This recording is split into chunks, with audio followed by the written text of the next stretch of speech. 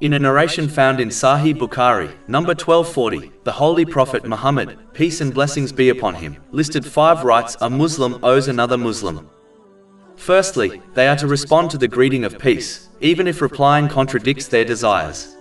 More importantly, a Muslim must fulfill the Islamic greeting of peace practically, by showing peace and kindness towards others, through their speech and actions.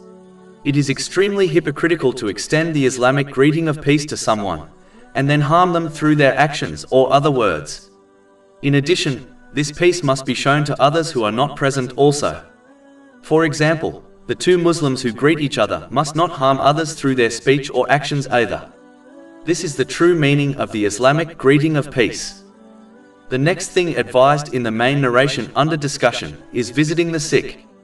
A Muslim should try to visit sick Muslims in order to provide them physical and psychological support. It would be difficult to visit all sick Muslims, but if each Muslim at least visited their sick relatives, then the vast majority of the sick would obtain this support. A Muslim must contact the sick person and their household before visiting them in order to arrange a convenient time. All forms of vain or sinful speech and actions must be avoided, such as gossiping, otherwise a Muslim will only earn sins instead of blessings. They should not remain long in order to avoid causing discomfort to the sick person or their household.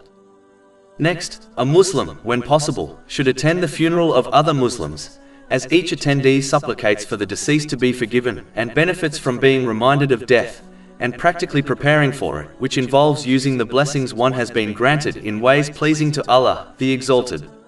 Just like one desires others to attend their funeral and supplicate for them, they too should do this for others.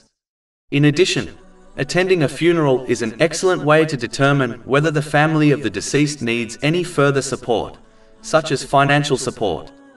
Each Muslim should aid them according to their means, just like they would like the aid of Allah, the Exalted, in their moment of need. In fact, the one who aids others for the sake of Allah, the Exalted, will gain his support. This has been confirmed in a narration found in Sahih Muslim, number 6853.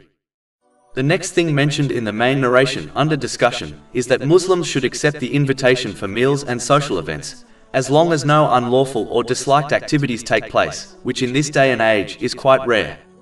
An important point to note is that some Muslims attend social events where unlawful or disliked things occur, and cite this narration to support their actions. One should not misinterpret the divine teachings in order to fulfill their own desires, as this is clear misguidance and an invitation to divine punishment. One should attend the social events where lawful things are taken place, and beneficial worldly and religious things are discussed. One must be on guard to ensure they avoid vain and evil actions and speech, otherwise avoiding socializing is better for them. Finally, the main narration under discussion concludes by advising Muslims to supplicate for the Muslim who praises Allah, the Exalted, after they sneeze. Generally speaking, this encourages one to always think and behave positively towards others, especially Muslims. They should strive to benefit others for the sake of Allah, the Exalted, thereby not desiring nor hoping for any gratitude from them, according to their means, such as a supplication on their behalf. Simply put, one should treat others how they wish people to treat them.